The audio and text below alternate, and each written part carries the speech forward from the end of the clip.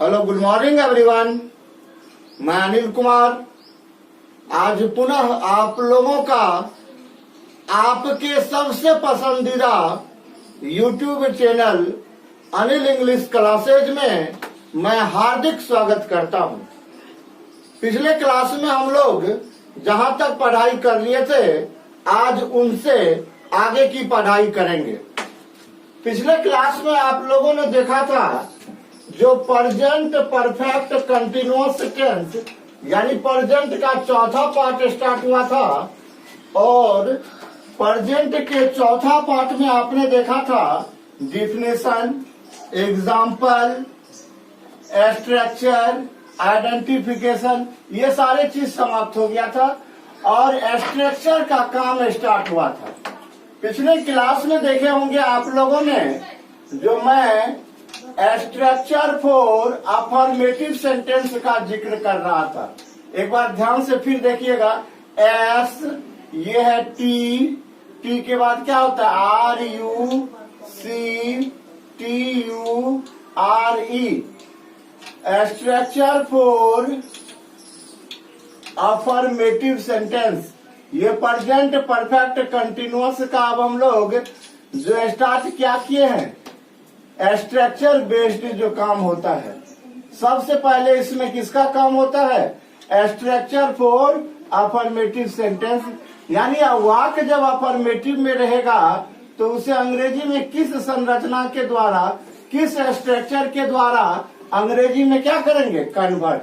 आइए ध्यान से देखिए, बेहद आसान चीज है, लेकिन ध्यान से देखने पर, थोड़ा सा यहाँ पर कंसंट्रेशन बनाए रखने पर। आइए, इसका स्ट्रक्चर वैसे मैंने पिछले क्लास में लिख दिया था, लेकिन पुनः आज लिख रहा हूं ताकि समझाने में हमें मदद मिले। स्ट्रक्चर इसका होता है, सबसे पहले आता है सब्जेक्ट, सब्जेक्ट के बाद आता है हैज या हैज ऑब्लिक हैज, दोनों में से कोई एक ही आएगा। किसके अनुसार, सब्जेक्ट के अनुसार। Plus been, plus before, plus other words,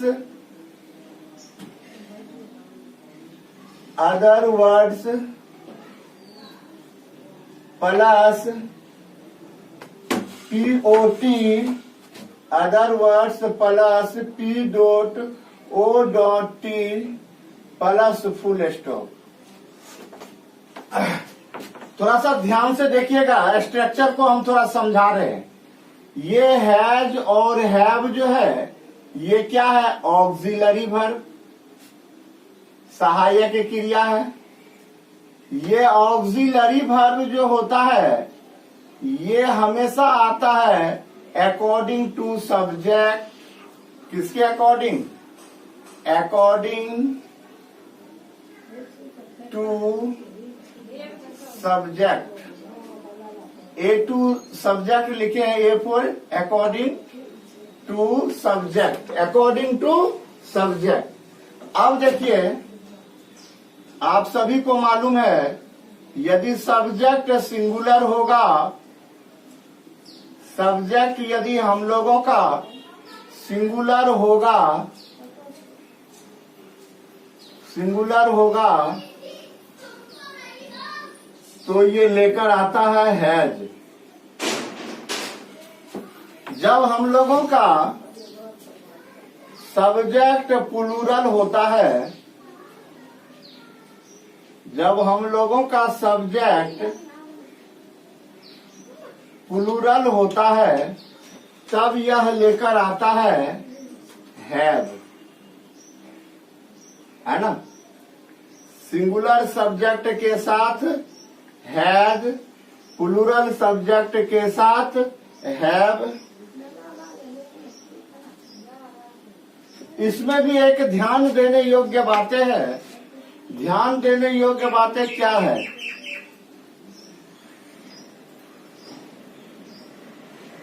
ध्यान देने योग्य बातें हैं। आई ये सिंगुलर होता है ये सिंगुलर होता है, लेकिन ये ऑक्सिलरी वर्ब लेता है हैव। क्या लेता है? हैव। उसी तरह से यू के बारे में आप लोग जाने होंगे, ये सिंगुलर ऑब्लिक प्लूरल दोनों होता है, लेकिन ये हमेशा अपने साथ जो ऑक्सिलरी वर्ब लेता है इस टेंस में, वह लेगा हैव। इस दोनों बातों को जो है आपको और भी अच्छी तरह से याद रखने की क्या है? आवश्यकता है। जो यह आई सिंगुलर होने के बावजूद भी अपने साथ वर्ब क्या लेता है? हैव। और यू सिंगुलर और प्लूरल बोथ नंबर होता है, यानी दोनों सिंगुलर भी होता है और प्लूरल भी होता है, लेकिन अपने साथ हमेशा वर्ब क्या लेता है? हैव। चलिए, ये ऑक्सिलरी वर्ब की चर्चा थी। और यहाँ पर भी देखिए, ये बीन जो हमारा आया है, ये भी हमारा क्या है? ऑक्सिलरी वर्ब है। ये भी हमारा क्या है? ऑक्सिलरी वर्ब, जिसको हम लोग क्या करते हैं? सहायक क्रिया। अब देखिए, यहाँ पर एक वर्ड है हैव, सॉरी V4। ये क्या है बाबू रे? ये है V1 plus ING। V1 plus ING, यही V1 प्लस ING क्या होता है? V4। इसको जो है हम लोग प्रेजेंट पार्टिसिपल के नाम से भी जानते हैं। प्रेजेंट पार्टिसिपल के नाम से, प्रेजेंट पार्टिसिपल फॉर्म भी इसको हम लोग करते हैं, है ना। अब देखिए, इसमें एक शब्द आया है जिसका नाम है POT। हम POT के बारे में आपको कल ही जिक्र किए थे। वेयर मतलब जहां, याद होगा आप लोगों को, कल हम इसकी जिक्र किए थे। वेयर POT P.O.T बराबर हम बोले थे point of time, point of time oblique period of time, oblique period of time. याद होगा आप लोगों को, इसकी बात, इस बात को भी हमने क्या किया था? कल जिक्र किया था। ये स्ट्रक्चर में क्या, कौन, कैसे आया, ये बात देख ली। अब हमको देखना है इसका नोट पॉइंट। अब इस पर काम करने से पूर्व हमको जो सबसे ज्यादा इम्पोर्टेंट बातें ध्यान देने योग्य जो है इसमें, उन बातों को देखना है, यानी नोट देखना है। नोट कौन सा? फर्स्ट नोट हम दे रहे हैं इस पर। इसका फर्स्ट नोट क्या है? देखिएगा, हम लिख रहे हैं द वर्ब्स। जिसको लिखने की आवश्यकता होगी बाबू, वो हाथ चलाकर इसको लिखते भी जाएंगे। The verbs in this tense, the verb in this tense. आप लोग हाथ चलाकर लिखते भी जाएंगे इसको, जिसको लिखने की आवश्यकता है। In this tense take double auxiliary verbs,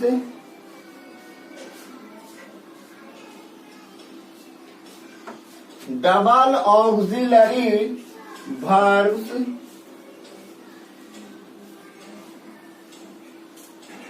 doubles auxiliary verbs have been comma has been comma has been before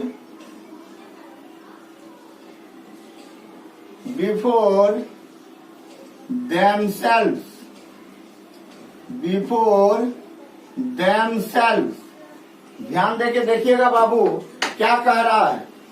कह रहा है पहला नोट है the verbs in this tense take double auxiliary verbs have been, has been। कह रहा है इसमें दो ऑक्सिलरी वर्ब लेता है सहायक क्रिया, कभी ले लेगा हैव बीन, कभी ले लेगा हैज बीन। यानी इस क्रिया के साथ हैव बीन का भी आना सही होगा और हैज बीन का भी आना सही होगा। हैज बीन कब आएगा, हैव बीन कौन कब आएगा, इस बात का जो है इस बात को कौन जो है क्लियर करेगा। तो इस बात को क्लियर करता है सब्जेक्ट। सब्जेक्ट का कौन, उसका पर्सन और उसका नंबर।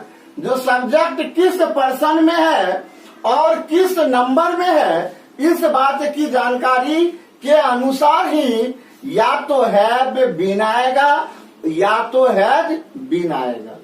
अब देखिए इसका हिंदी क्या होता है। बच्चे हिंदी के लिए बहुत लालायित रहते हैं। The verbs in this tense, यानी इस काल में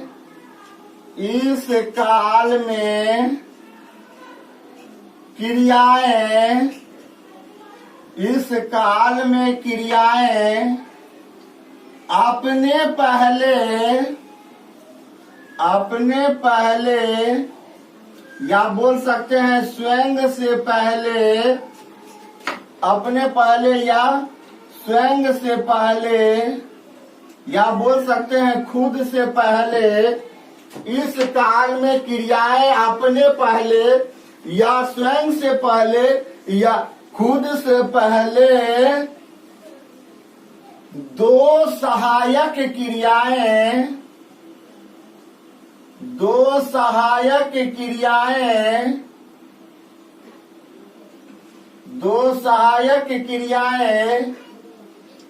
हैव बीन,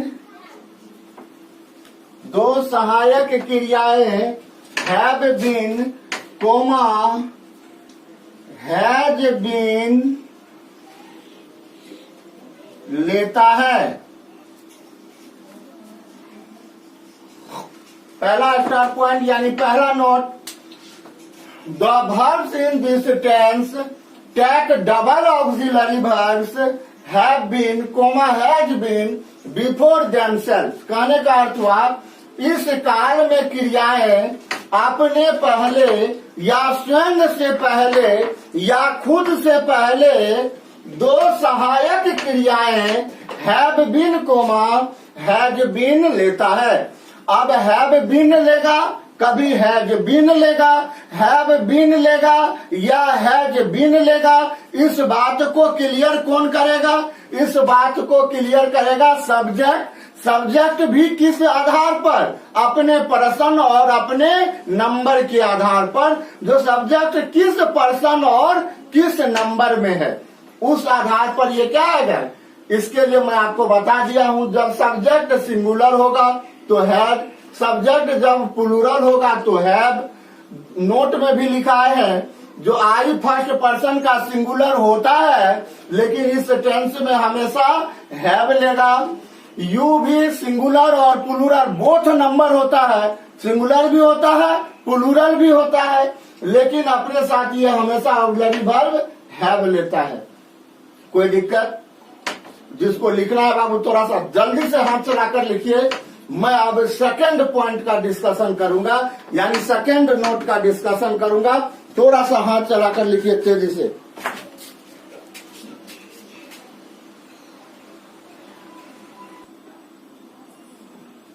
चलिए अब हम लोग इसका सेकंड नोट देखते हैं, जो दूसरा नोट क्या कहता है।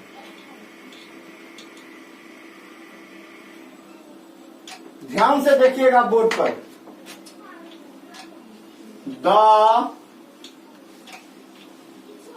सफिक्स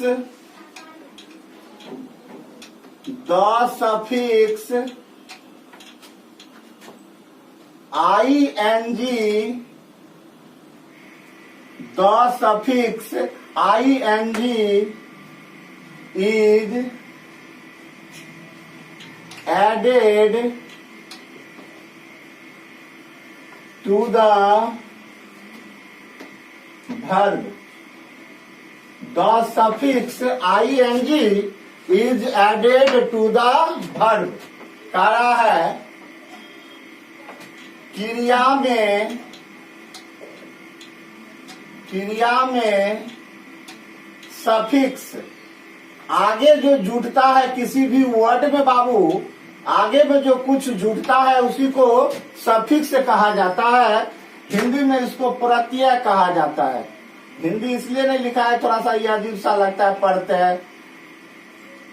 क्रिया में सफिक्स प्रत्यय ing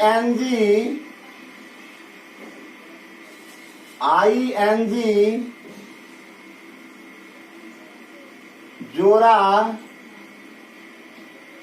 जाता है या जुटता है।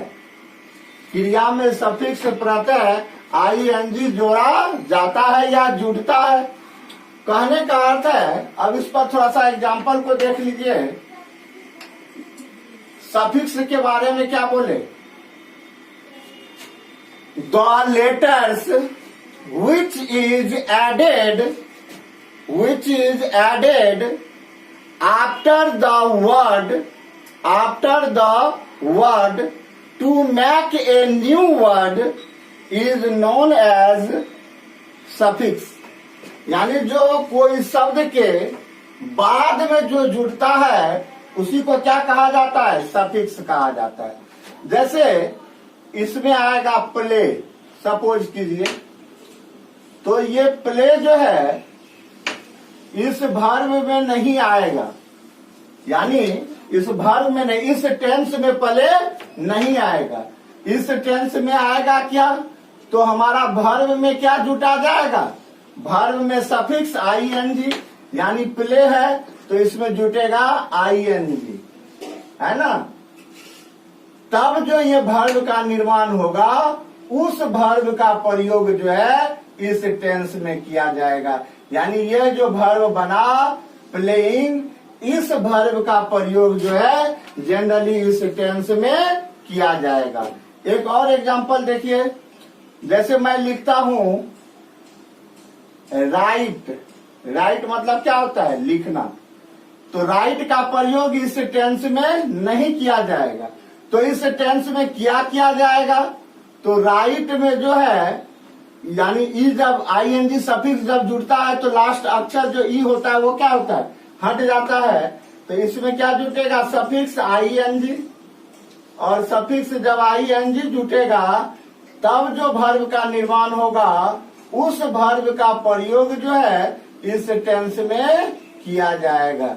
यानी ये बन गया राइटिंग।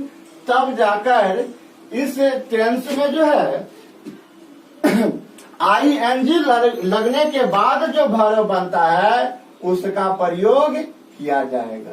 तो ये था हमारा सेकेंड नोट, समझ में आ गई। तीसरा नोट इसमें देखते हैं हम लोग, थर्ड नंबर नोट। बेहद आसान चीज है, खाली ध्यान रखना है।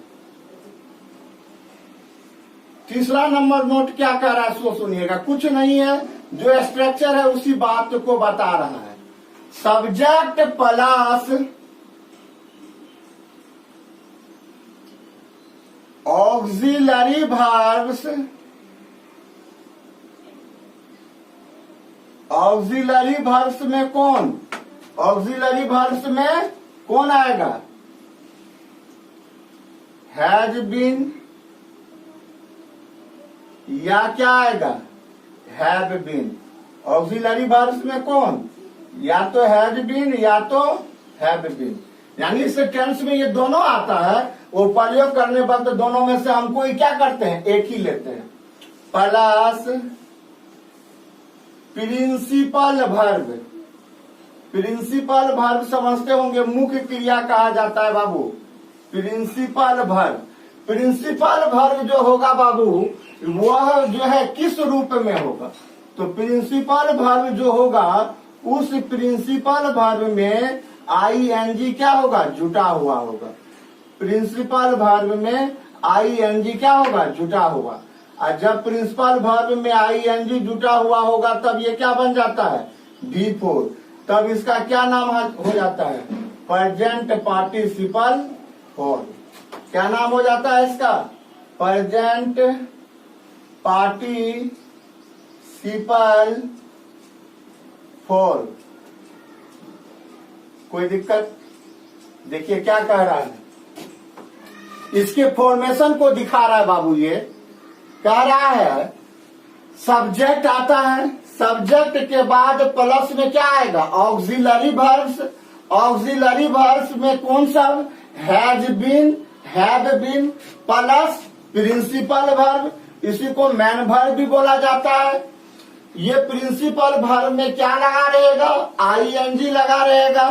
तब ये क्या बन जाएगा? V4। V4 को क्या बोला जाता है? Present participle form. कोई दिक्कत? देखिए इसी तरह से स्ट्रक्चर बना होगा। ये क्या है? वर्ड में लिख दिए, स्ट्रक्चर बेस्ड ऊपर में लिखा हुआ है। ये था आपका तीसरा पॉइंट, यानी तीसरा नोट पॉइंट पर है हम लोग। आइए अब हम लोग जो है चौथा को देखते हैं, जो चौथा में क्या कहा जा रहा है। तो चौथा में देखिएगा एक शब्द का चर्चा हुआ था, पॉइंट ऑफ टाइम। याद होगा, पॉइंट ऑफ टाइम का चर्चा हुआ था। पॉइंट ऑफ टाइम क्या है? तो कह रहा है इट डिनोट्स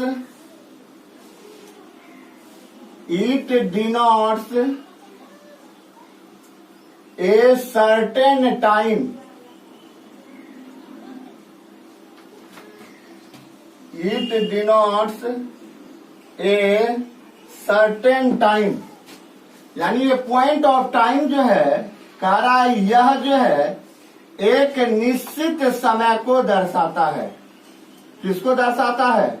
निश्चित समय को दर्शाता है। निश्चित समय को दर्शाता है। जो निश्चित समय को दर्शाएगा उसी को क्या कहा जाएगा? पॉइंट ऑफ टाइम कहा जाएगा। जैसे हम कहे सोमवार से, तो सोमवार देखिए क्या है बाबू? एक निश्चित दिन है, तो एक क्या हो जाएगा? निश्चित समय हो जाएगा।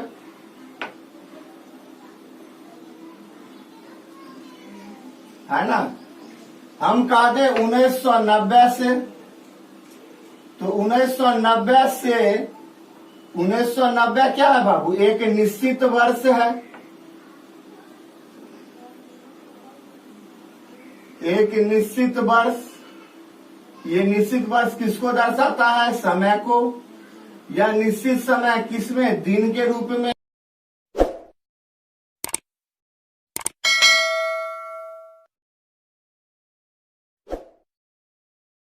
इसमें समझाएंगे आपको, लेकिन अभी सिर्फ तो समझना है पॉइंट ऑफ टाइम यह जो है निश्चित समय को क्या करता है? दर्शाता है। किसको दर्शाता है? निश्चित समय को। है ना? चलिए ऊपर वाला लिख लिए होंगे आप लोग। आइए हम इसको साफ करके पांचवा पॉइंट लिखा रहे हैं, note.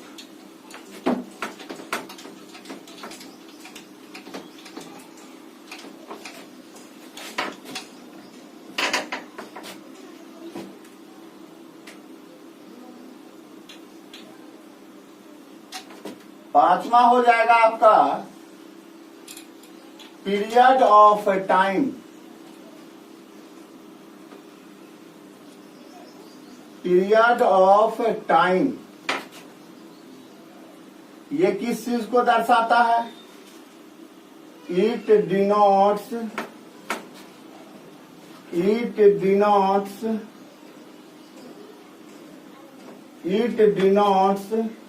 the duration.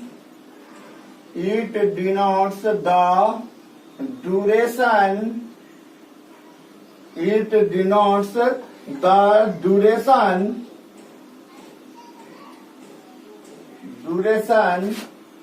of time.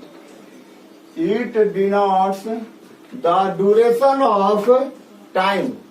कहने का अर्थ है यह समय के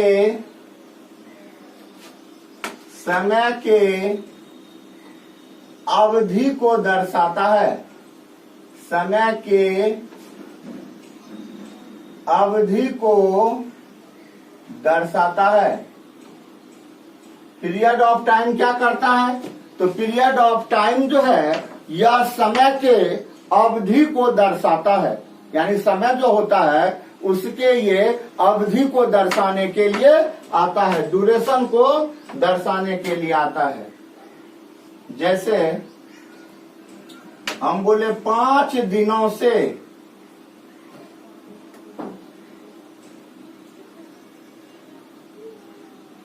पांच दिनों से, तो ये 5 दिन क्या हो गया? अवधि हो गया, नहीं हो गया जी? अवधि किसका? समय का। अवधि समय का। जैसे हम बोले 8 महीनों से,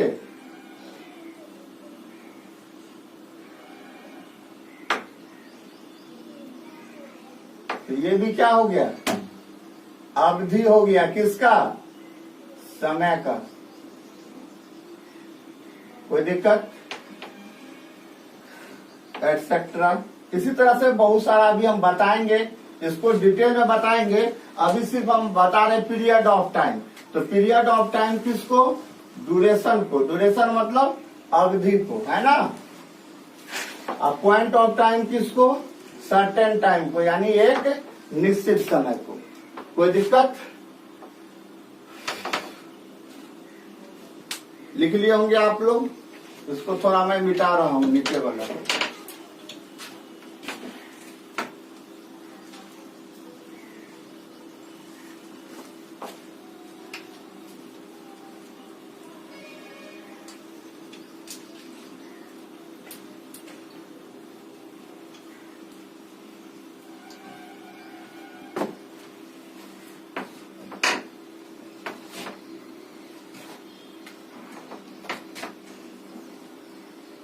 point number 6,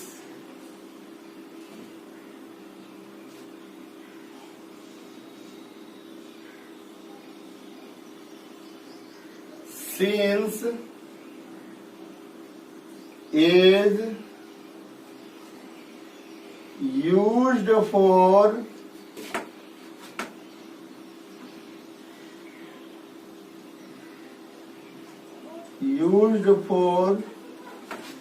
point of time, for point of time in this tense, point of time in this tense, in this tense कह रहा है since का प्रयोग, since का प्रयोग, since का प्रयोग इस काल में पॉइंट ऑफ टाइम के लिए, पॉइंट ऑफ टाइम के लिए, पॉइंट ऑफ टाइम के लिए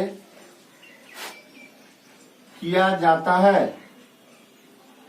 पॉइंट ऑफ टाइम के लिए किया जाता है। यानी सिंस का प्रयोग जो है इस काल में, यानी इस टेंस में किसके लिए किया जाएगा? पॉइंट ऑफ टाइम के लिए। आइए नेक्स्ट देखते हैं।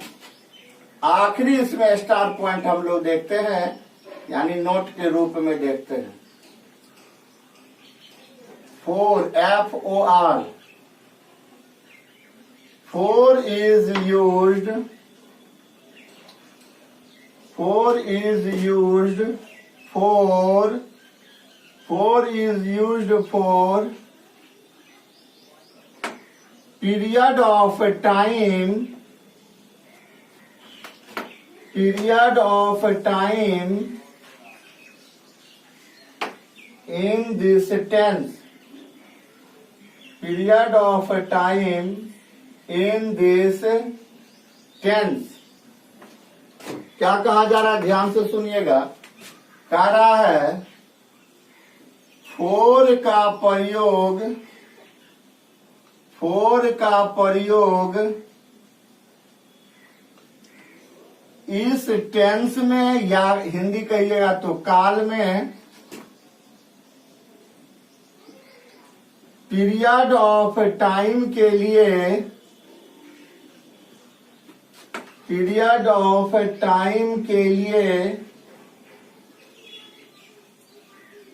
पीरियड ऑफ टाइम के लिए, पीरियड ऑफ टाइम के लिए किया जाता है। पीरियड ऑफ टाइम के लिए किया जाता है। देखिए ध्यान से देखिएगा बाबू, सिंस का प्रयोग जो है किसके लिए, पॉइंट ऑफ टाइम के लिए, है ना। और फोर का प्रयोग किस लिए, तो फोर का प्रयोग जो है पीरियड ऑफ टाइम के लिए, है ना।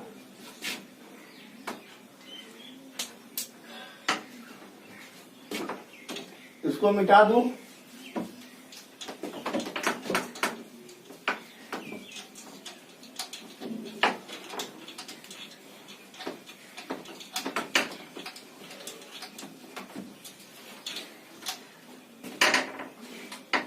देखिए फिर इसका नोट हम देते हैं, इस दोनों का note.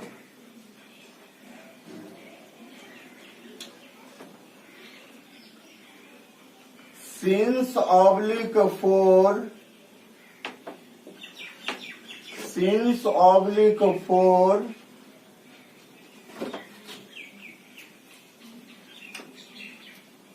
comes in this tense, comes in this tense, comes in this tense in the sense of, in the sense of, in the sense of से।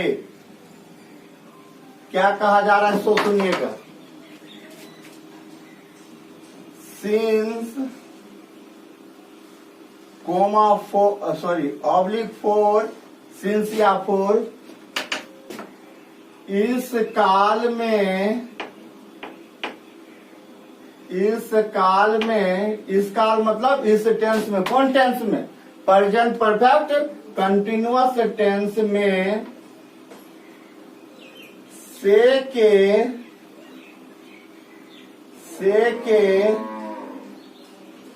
अर्थ में, से के अर्थ में आता है। सिंस ऑब्लिक फोर इस काल में, यानी इस टेंस में, किस टेंस में, प्रेजेंट परफेक्ट कंटिन्यूअस टेंस में से के अर्थ में आता है। यानी हिंदी वाक्य में जो से लगा रहेगा इस टेंस में, उन्हीं के लिए आपका क्या आएगा, या तो सिंस आएगा या तो फोर आएगा। देखिए हम ऑब्लिक दिए हैं, या तो सिंस या तो फोर। सिंस या फोर ये निर्भर करेगा टाइम पर। टाइम क्या होगा, या तो पॉइंट ऑफ टाइम या तो क्या होगा, पीरियड ऑफ टाइम। तो पॉइंट ऑफ टाइम आएगा तो सिंस, पीरियड ऑफ टाइम आएगा तो फोर। किस सेंस में, तो से के सेंस में, यानी से के अर्थ में। कोई दिक्कत, इसको हाथ चलाकर लिखिए। अब मैं इससे भी महत्वपूर्ण काम करने जा रहा हूं। जो वाक्य में जब से आएगा तो कहां हम सिंस लगाएंगे, तो पॉइंट ऑफ टाइम के साथ। लेकिन पॉइंट ऑफ टाइम कैसे समझेंगे, ये पॉइंट ऑफ टाइम है, कौन कौन पॉइंट ऑफ टाइम है, पीरियड ऑफ टाइम कौन कौन है। तो इसमें कुछ जो महत्वपूर्ण बातें हैं उसका मैं डिस्कशन एक टेबल बनाकर अभी करने वाला हूं। इसलिए आप लोग हाथ चलाकर इसको तेजी से लिख लें, फिर मैं इसको बता रहा हूं, तेजी से लिखें।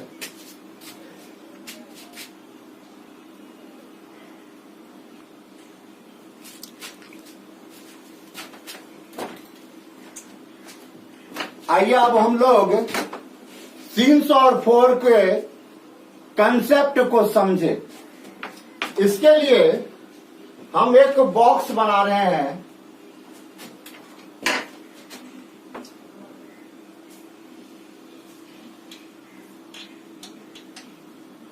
सिंस, इसका हिंदी में जो अर्थ होता है वो होता है से, इस टेंस में। एक तरफ फोर, यहां पर जो इसका अर्थ होगा वो होगा से। ठीक है, ये सिंस आता किसके साथ है? तो पॉइंट ऑफ टाइम के साथ, पॉइंट ऑफ टाइम के साथ। और यह किसके साथ आता है? ये आता है पीरियड ऑफ टाइम के साथ, पीरियड ऑफ टाइम के साथ, है ना। अब दोनों में क्या अंतर है? दोनों में कौन कहां आएगा, किसके साथ सिंस आएगा, किसके साथ फोर आएगा, उसको ध्यान से देखेंगे।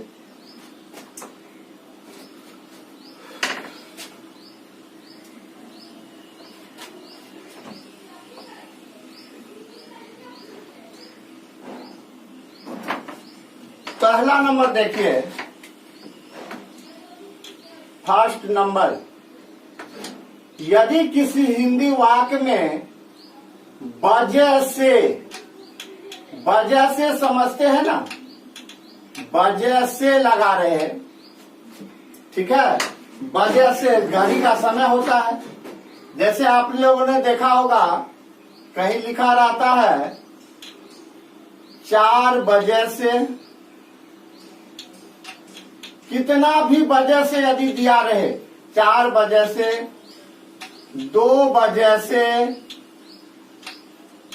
5 बजे से, एटसेट्रा, कोई भी वजह से लिखा रहे, तब हम समझ जाएंगे जो यह क्या है, पॉइंट ऑफ टाइम है। यानी तब यह क्या करेगा, निश्चित समय को दर्शाएगा। अब 4 बजे से, तो वजह से के लिए आ गया सिंस, है ना। 4 बजे से, तो 4 के लिए क्या आएगा, 4, सिंस 4। और बजे का अंग्रेजी क्या होता है, ओ क्लॉक। क्या होता है, ओ क्लॉक। तो बन गया हमारा सिंस 4 ओ क्लॉक। 2 बजे से रहेगा तो सिंस 2 ओ क्लॉक, सिंस 2 ओ क्लॉक। रहे 12 बजे से, रह जाए 4 बजे से, रह जाए 3 बजे से, रहे 6 बजे से, रहे 8 बजे से, रहे 9 बजे से, रहे 10 बजे से। यानी वजह से देखेंगे, कोई भी शब्द के साथ लगा हुआ है, संख्या के साथ, समझ जाएंगे जो यह किस में चला जाएगा, पॉइंट ऑफ टाइम में। और पॉइंट ऑफ टाइम में क्या होता है, निश्चित समय। अब इसी का देखिए, यहाँ वजह से था, यहाँ क्या रह जाएगा, घंटों से, घंटों से रहे दिया हुआ, घंटों से में क्या हो जाएगा, रहे 4 घंटों से, 4 घंटों से दिया हुआ हो, या दे दे 2 घंटों से, दे दे 8 घंटों से, दे दे 12 घंटों से। कोई भी यहाँ पर संख्या के साथ यदि घंटों से लगा हुआ है, तब हम समझ जाएंगे ये क्या है, पीरियड ऑफ टाइम है, यानी अवधि है ये। तो समय का क्या है, अवधि, ड्यूरेशन को दर्शा रहा है।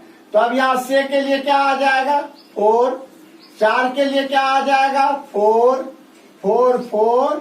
और घंटा का क्या होता है, आवर, आवर क्या है, प्लूरल, तो क्या हो जाएगा, आवर्स, 4, 4 आवर्स।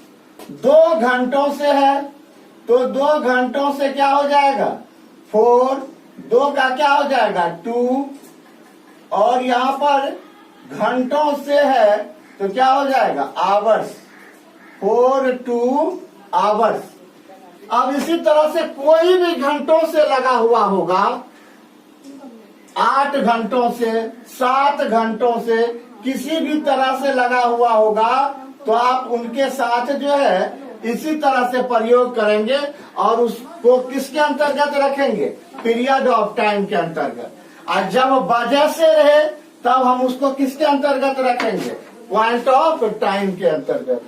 आइए देखिए अब इसी में 2 नंबर, यदि नेम ऑफ डेज हो, name of days, name of days मतलब क्या हो गया, यदि दिनों का नाम हो, डेज मतलब होता है दिन और डेज है तो क्या हो गया, दिनों का नाम होगा। दिनों का नाम मतलब हो गया कोई भी दिन का यदि नाम होता है तब हम समझ जाते हैं वह क्या होगा, निश्चित समय। अब देखिए दिन कितना होता है तो 7 गो होता है, 7 में से कोई भी दिन आ जाए, जैसे रहे सोमवार से, तो ये क्या हो जाएगा, निश्चित समय, यानी हो जाएगा सिंस मंडे। यदि रहे रविवार से, क्या रहे, रविवार से, तो हो जाएगा हमारा क्या, सिंस संडे। यानी कोई भी दिन दिया रहे और उससे लगा रहे से, कोई भी दिन। तो कितना दिन होता है सप्ताह में, 7 दिन, 7 में से किसी के साथ यदि लगा रहे से, तो हम समझ जाएंगे यह हमारा कौन सा टेंस हो जाएगा, सॉरी यह किस में चला जाएगा, पॉइंट ऑफ टाइम के अंतर्गत। और पॉइंट ऑफ टाइम क्या होता है, निश्चित समय, तो इनके साथ क्या आ जाएगा, सिंस आ जाएगा।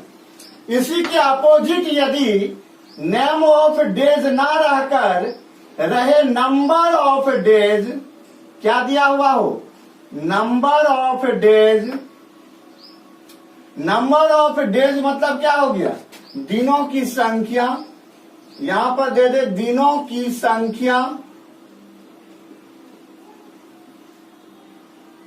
दिनों की संख्या रह जाए 5 दिनों से,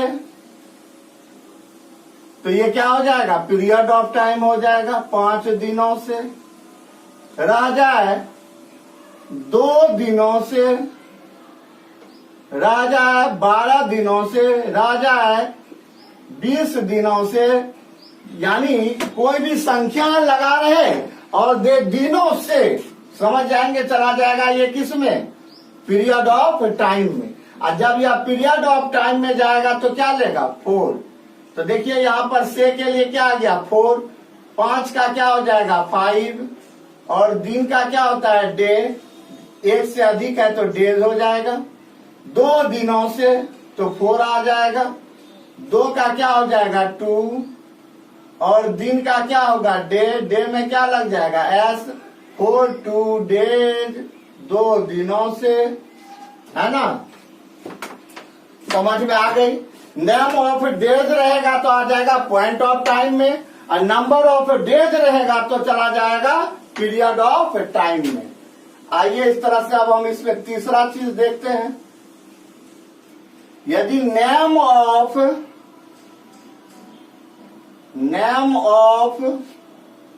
मंथ्स दिया रहे, नेम ऑफ मंथ्स मतलब हो गया महीनों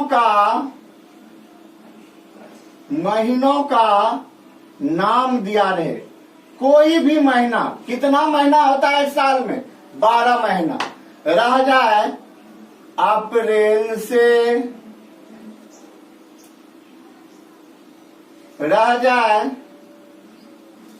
जुलाई से, कोई भी महीना का नाम हो और उसके साथ यदि से लगा हुआ हो तब हम समझ जाएंगे यह आ जाएगा हमारा पॉइंट ऑफ टाइम में। और पॉइंट ऑफ टाइम में जब आ जाएगा तब इनके साथ से के लिए क्या आता है, सिंस। और अप्रैल है तो दे देंगे सिंस अप्रैल। जुलाई से है तो दे देंगे सिंस जुलाई। कोई भी महीना का नाम में क्या लगा हुआ हो, से लगा हुआ हो, तो हम समझ जाएंगे यह क्या है, पॉइंट ऑफ टाइम। और पॉइंट ऑफ टाइम के साथ क्या आ जाएगा, सिंस का प्रयोग। जस्ट इसी के अपोजिट यदि आ जाए, क्या आ जाए, दिया रहे number of months, name of months ना देकर दे दे number of months, number of months, यानी हो गया महीनों की संख्या दे दे, महीनों की संख्या दे दे,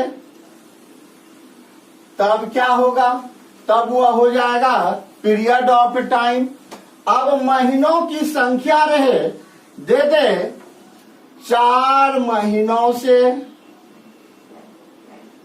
तो देखिए बाबू यहां पर 4 महीनों से क्या लग जा रहा है, पीरियड लग जा रहा है।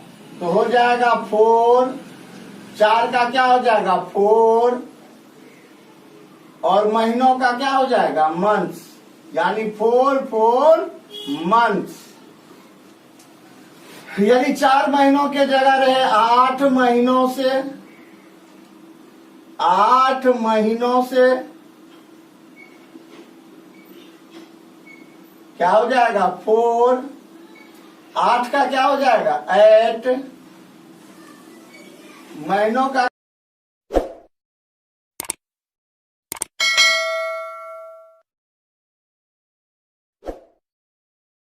8 months एटसेट्रा,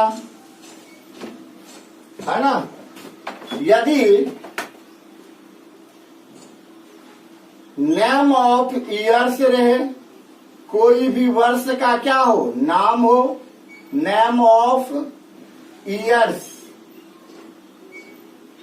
कहने का अर्थ है जो वर्षों का नाम दे दे, वर्षों का नाम दे दे, तब आ जाएगा ये किसके अंतर्गत, पॉइंट ऑफ टाइम के अंतर्गत। राजा 1990 से, तो देखिए 1990 क्या है, वर्ष का नाम है, तो से के लिए क्या आ जाएगा सिंस, और 1990 रह जाए 2010 से, तो ईस्वी का नाम में क्या लगा हुआ है से, तो हो जाएगा सिंस 2010 इत्यादि। कोई भी वर्ष का नाम हो और उसमें क्या लगा हुआ है से, तो हम समझ जाएंगे यह किसमें है, तो यह हो जाएगा पॉइंट ऑफ टाइम में। और पॉइंट ऑफ टाइम क्या लेता है बाबू रे, तो ये लेता है अपने साथ सिंस, है ना, क्योंकि ये हो जाता क्या है, तो ये हो जाता है पॉइंट ऑफ टाइम।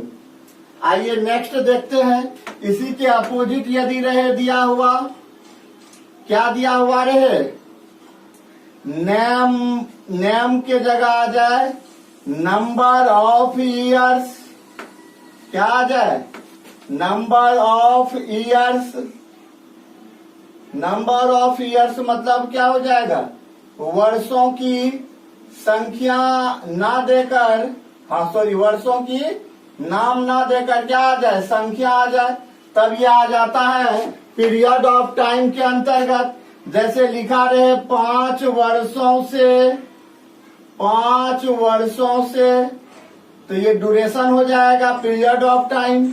से के लिए 4 आ जाएगा, 5 के लिए 5 आ जाएगा, वर्षों के लिए क्या आ जाएगा ईयर्स, 4 5 ईयर्स।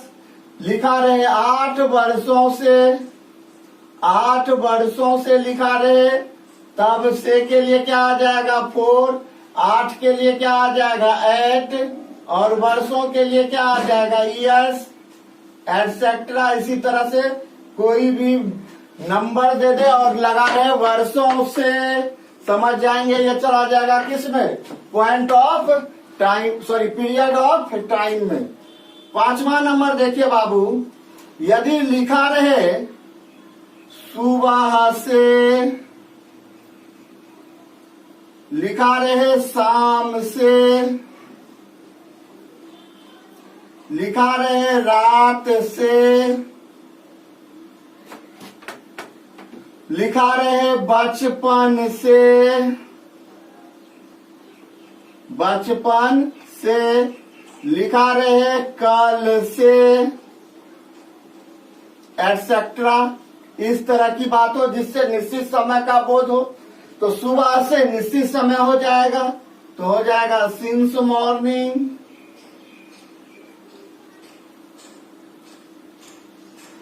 लिखा रहे शाम से तो क्या हो जाएगा, सिंस इवनिंग। लिखा रहे रात से तो क्या हो जाएगा, सिंस नाइट। लिखा रहे बचपन से तो हो जाएगा सिंस चाइल्डहुड।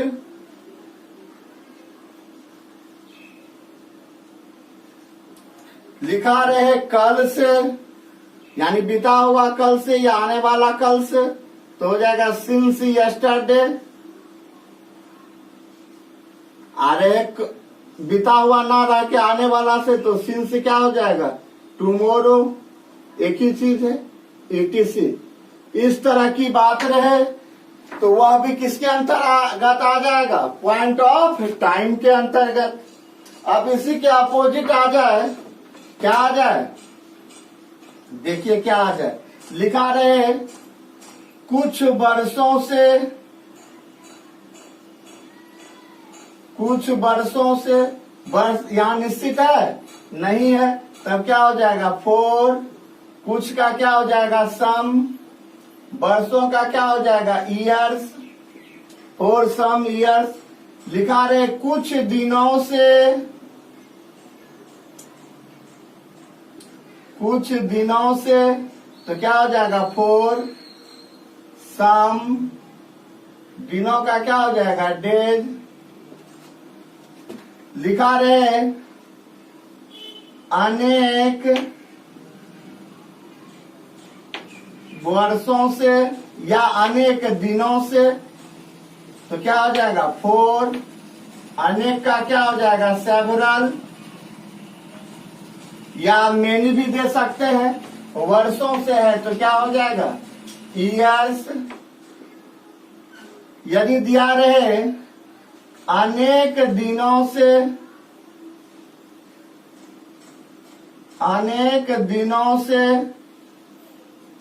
क्या हो जाएगा फॉर, अनेक के लिए क्या आ जाएगा सेवरल, ईयर्स मेनी भी दे सकते हैं। लिखा रहे कई दिनों से, कई दिनों से,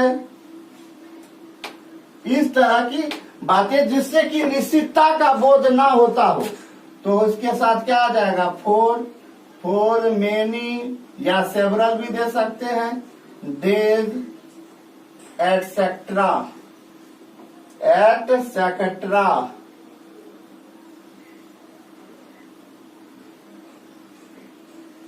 है ना। यदि आप फुल्ली के दे देते हैं etc, अब इसमें कुछ नहीं बताना है। यदि इतना आपको पूरी अच्छी तरह से समझ में आ जाता है तो आप पीरियड ऑफ टाइम और पॉइंट ऑफ टाइम यानी सिंस और फॉर का यूज करने में किसी भी प्रकार की गलतियां नहीं करेंगे।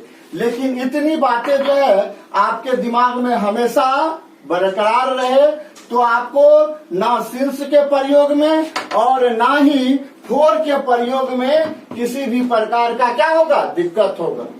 जनरली आपको बस इतना याद रखना है इससे भी बहुत ज्यादा। लेकिन यदि मुख्य रूप से इतनी बातें आपके दिमाग में रहती है तो आपको सिंस और फॉर का प्रयोग करने में किसी भी प्रकार का दिक्कत नहीं होगा। जनरली क्या होता है जब कोई निश्चितता यानी वो शब्द पढ़ने से पता चल जाता है जो समय निश्चित है या समय में अवधि का बोध हो रहा है या समय में अनिश्चितता का बोध हो रहा है। तो समय में जैसे अवधि का या निश्चितता का बोध ना हो तो उसको रख देंगे हम पीरियड ऑफ टाइम के अंतर्गत, और पीरियड ऑफ टाइम के अंतर्गत जब जाएगा तो उनके साथ फॉर आ जाएगा।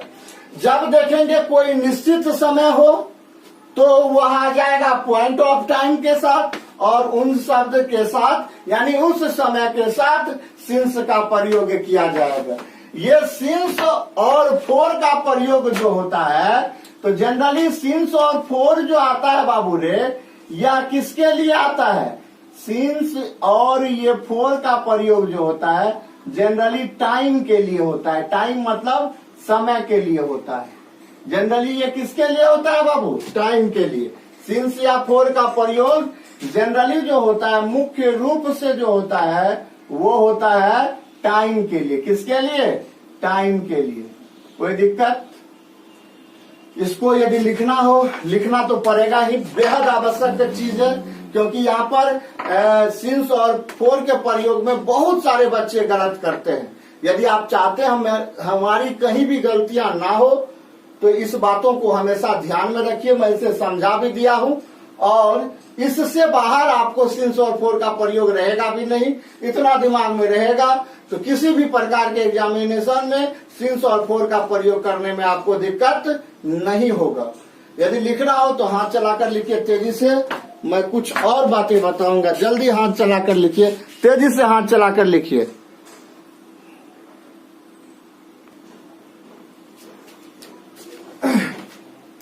चलिए, सिंस और फोर का हम लोग यूज देख लिए। अब इस पर ज्यादा तो नहीं कर पाएंगे क्योंकि वीडियो बड़ा बन चुका है, टाइम बहुत ज्यादा हो चुका है, लेकिन 2 एग्जाम्पल इस पर हम जरूर समझा देते हैं ताकि सिंस और फोर का कंसेप्ट आपको क्लियर हो जाए। देखिए, यहाँ पर हम इससे पूर्व स्ट्रक्चर भी लिखाए थे अफर्मेटिव सेंटेंस का, इसीलिए इस पर एग्जाम्पल भी हम किसका दे रहे हैं? अफर्मेटिव सेंटेंस का। देख लीजिए ध्यान से।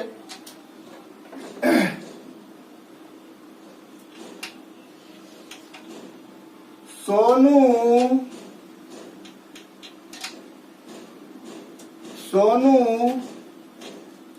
2 बजे से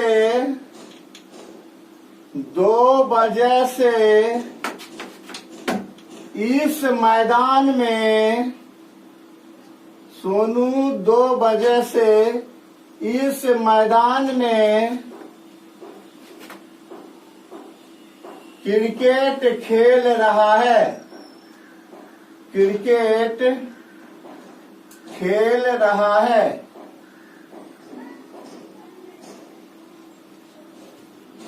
ध्यान से देखिए बाबू।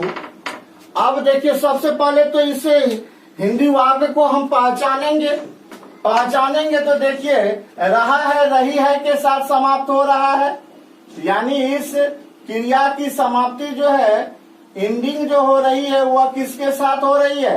रहा है के साथ। यहाँ पर मैन वर्ब कौन है? तो मैन वर्ब है खेलना, एम फॉर मैन, भी फॉर वर्ब, है ना। अब देखिए, पहचानने का बताए थे कि इसके साथ क्या रहे? टाइम रहे।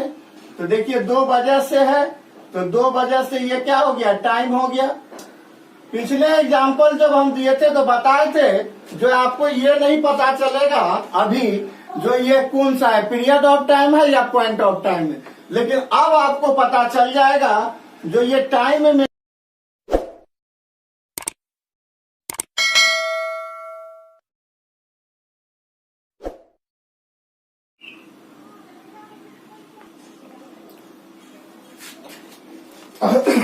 अभी थोड़ा प्रॉब्लम आ जाने के कारण से यह हमें दोबारा करना पड़ रहा। मैं इसका 2 एग्जाम्पल समझा दिया, लेकिन इसका वीडियो जो है स्पेस ना रहने के कारण से रिकॉर्ड नहीं हो पाया।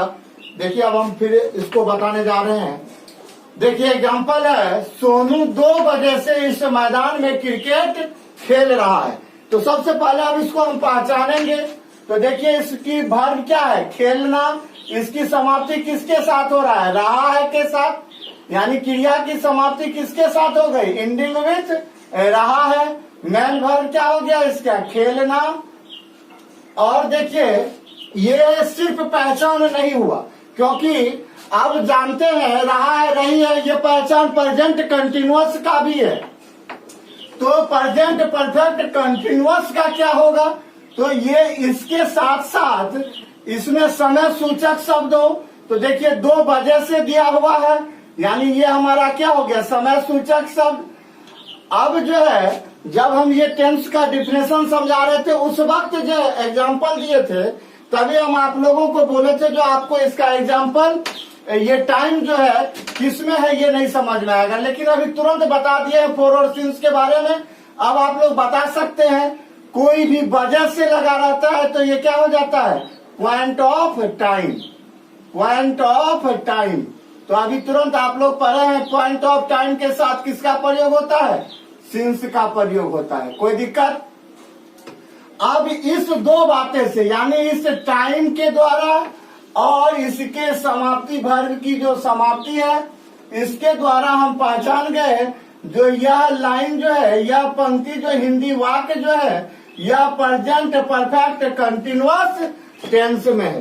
अब जो हम इसको अंग्रेजी में कन्वर्ट करेंगे तो इनके लिए आपको स्ट्रक्चर मालूम है।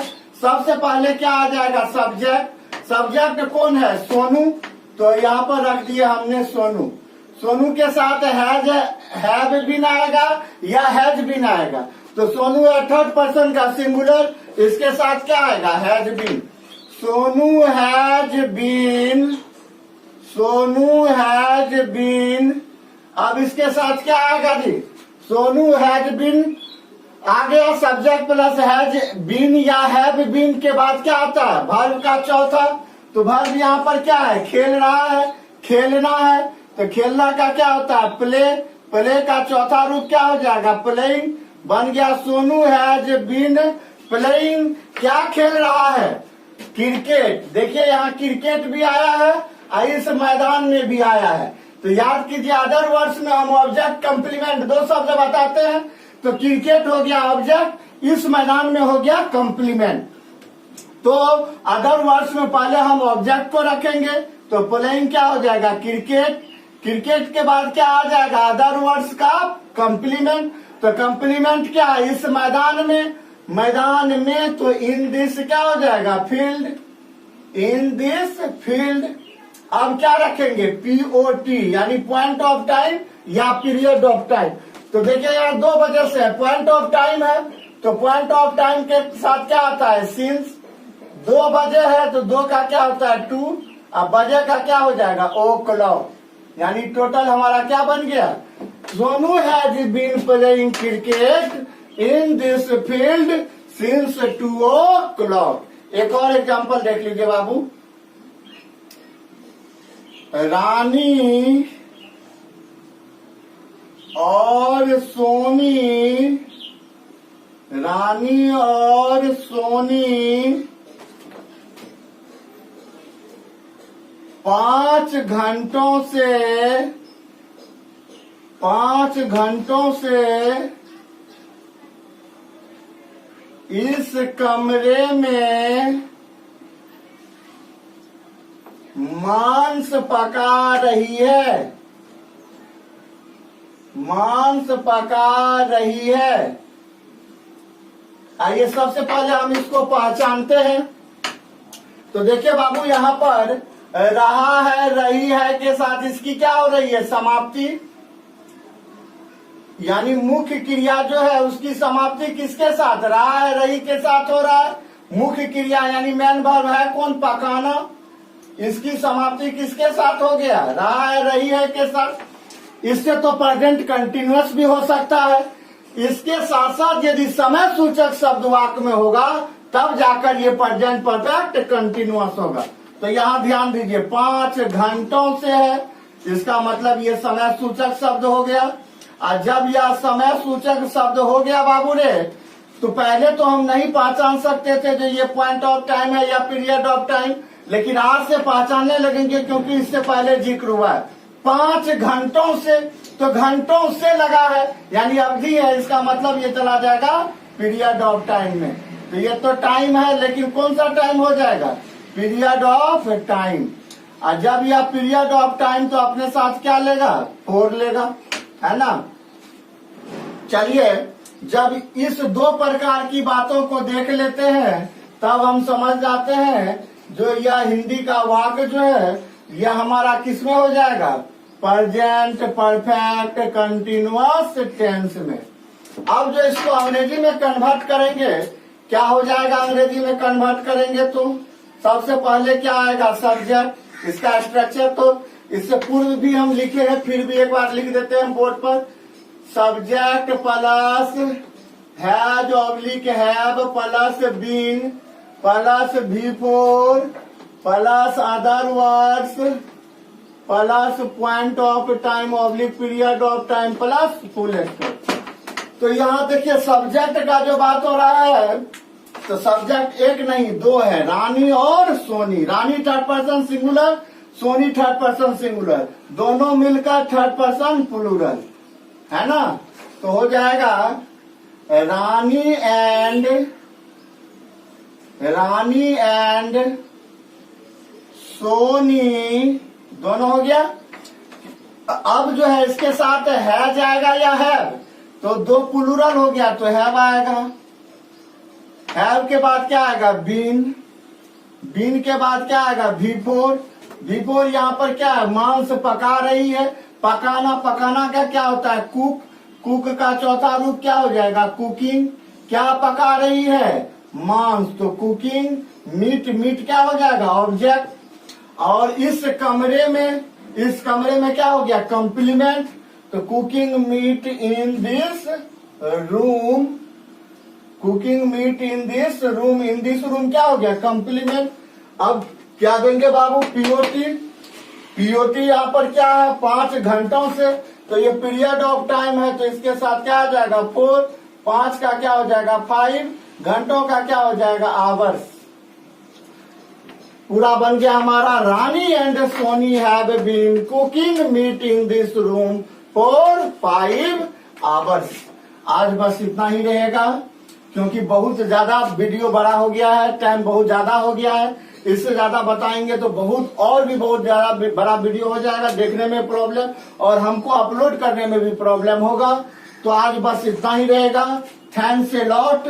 नेक्स्ट क्लास में हम लोग जो है इससे अधिक पढ़ेंगे, यानी स्ट्रक्चर बेस्ड सभी बातों को पढ़ते हुए इसके स्पेशल रूल्स यानी रूल्स एंड यूजेस को पढ़ेंगे और तब जाकर इस पाठ को समाप्त करेंगे। धन्यवाद। यदि आपको मेरा यह वीडियो पसंद आता है तो आप इसे लाइक और कमेंट करना ना भूले, चैनल को सब्सक्राइब करना ना भूले। धन्यवाद। फिर मिलेंगे अगले वीडियो में। सी यू अगेन, मिस यू।